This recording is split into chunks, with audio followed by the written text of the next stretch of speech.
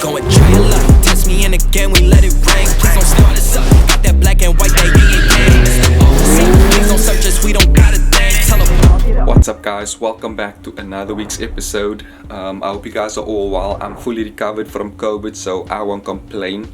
Anyway, today I will be introducing the first car. I mentioned a couple of videos back that we'll be introducing two more cars to the channel, and this is one of it. It is a Golf 6 GTI, Wade's new car.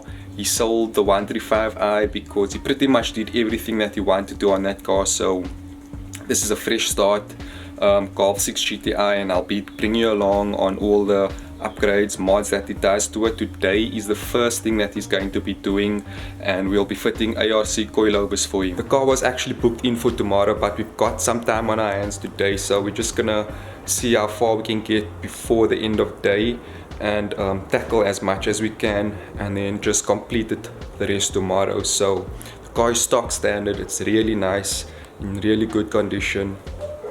First, hopefully, of many mods. We'll be using the ARC like I mentioned. So this is the coilovers, brand new.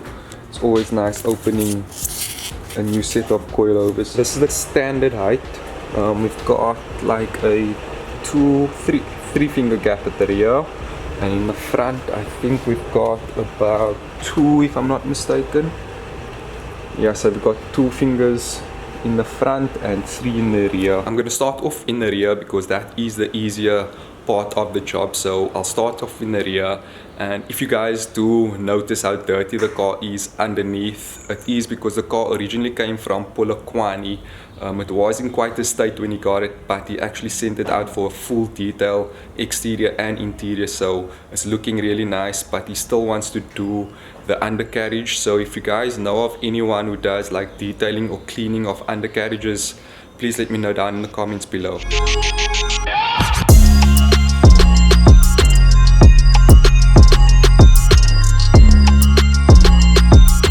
So I've got the wheel off. All I'm gonna do now is loosen a 21 over here. There's 2 16s in there, and then also I'm just gonna loosen these torques. I think it's 25 torques, just to get this cover off so I can get to the 16s over there. And then I've also got a jack under here just to keep the pressure, so when you do loosen it, it just doesn't drop down. So I've got the jack on there just to hold the pressure. Once it's all loosened, I can lower the jack down and it should take it down.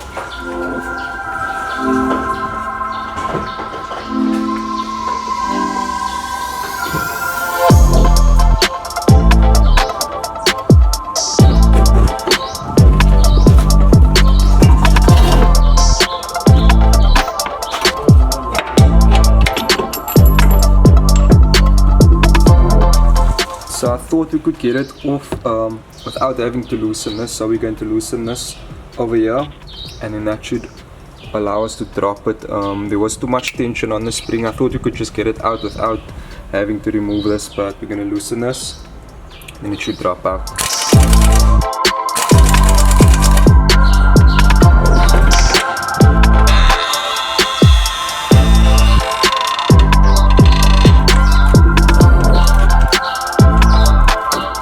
There we go, I've got it removed. Basically we're gonna install it by doing the reverse of what we just done now, and then this is the adjuster. The adjuster will go up against there, and then the spring will fit in there. Just bear in mind that when you put the spring in, it fits in the correct position over there in this rubber over here. So what I usually like to do before I install the rear is take a vernier and just measure both adjusters so I have the exact same height for the rear. I lowered it a little bit from what it came standard, but that's the height I'm gonna go for, and I'm just using this vernier to check that both is the exact same distance between the two.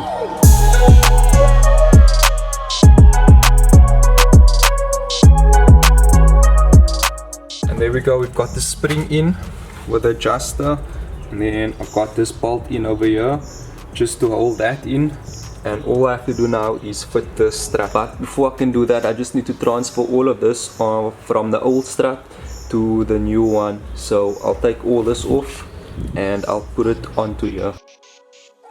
Just picking up from last night, we managed to get in both springs. However, we ran into an issue with the shocks, the mountings. We couldn't get it loose, but we took it somewhere this morning and we got that loose, so I've swapped it over. This over here is the old shocks, and then this is the new one, the ARCs. As you can see, we struggled to get this mounting off from the old one, so we took it to a suspension place this morning. They managed to get it loose for us, so that is sorted.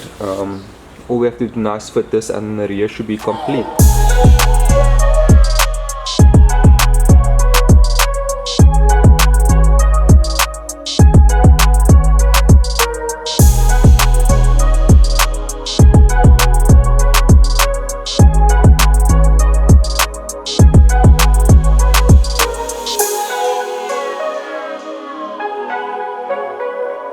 And there we go. Everything in the rear is torqued up and back in place. I've got that cover on as well on both sides, so we're good to go with the rear. I just have to put the wheels on. I might just adjust it a little bit lower before I put the wheels on, but before we do that, we're gonna finish up the front. For the front, all we're gonna do is loosen these two, three 13s over here, and then from there we'll go under here. We loosen this. I think it's an 18, so this 18 over here we'll loosen, and on this side is a 14 spline, so we've got a 14 spline there and then an 18 socket on the side, and then we'll loosen the links as well. The links is also 18s is one there and then one there. Then we'll put a spreader in at the back over here, and then the whole strut should just drop out.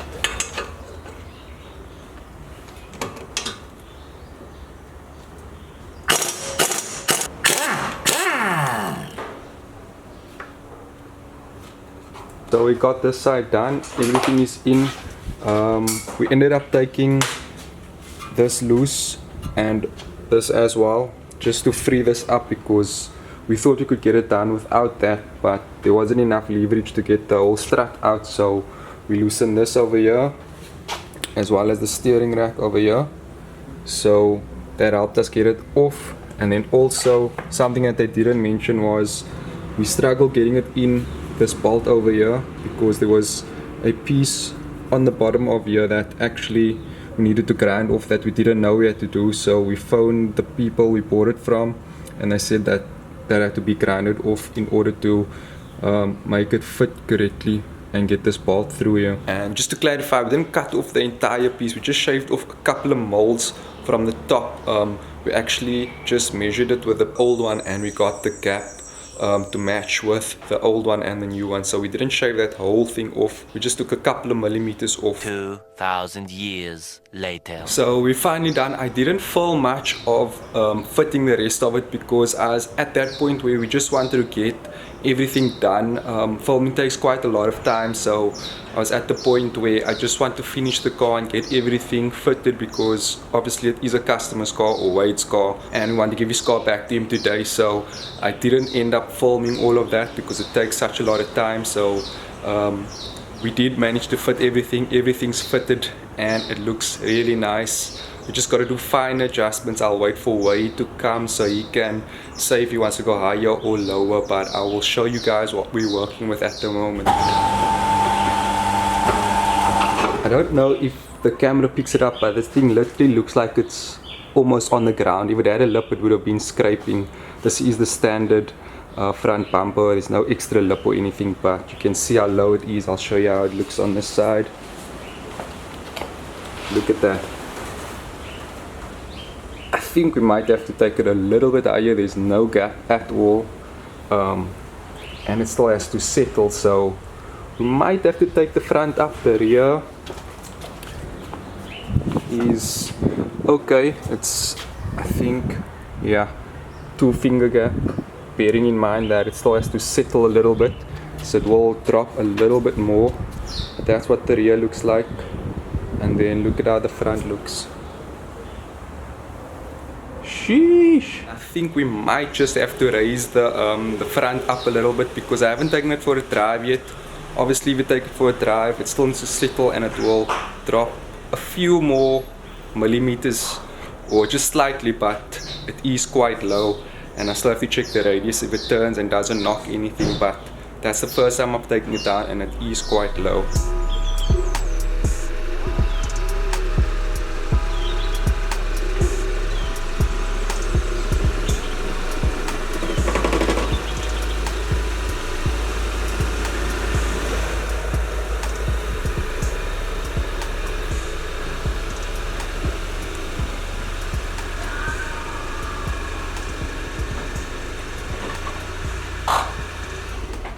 Yo, this thing looks mad. In front it's extremely low and it's sitting so nicely. The rear could possibly go a little bit lower, but I think we're good for the rear. Obviously it still needs to settle, but the front is an issue. Look at this. So I just came back from drive now, and yeah, it's way too low in front. It actually scrapes whenever you turn, and it's not the most functional way. It looks nice on pictures, don't get me wrong, it looks extremely nice, but the functionality is not the best, and he probably will get a fine if he gets pulled over in a roadblock or something. So I'm gonna wait for Wade to come. He can decide if he wants to lower the rear, and then obviously how high we can take the front up. So once he gets here, I will get to that, but I think I'm going to call it for this week's episode. I hope you guys enjoyed. I think I might have something good planned for next week if all goes according to plan with the Mark 1 and the Golf 5, well 6. So stay tuned for that. I hope you guys enjoyed. Don't forget to like, subscribe, and I will see you guys next week. Peace. Back on deck on my fly back. Really on my pay some respect to my mindset.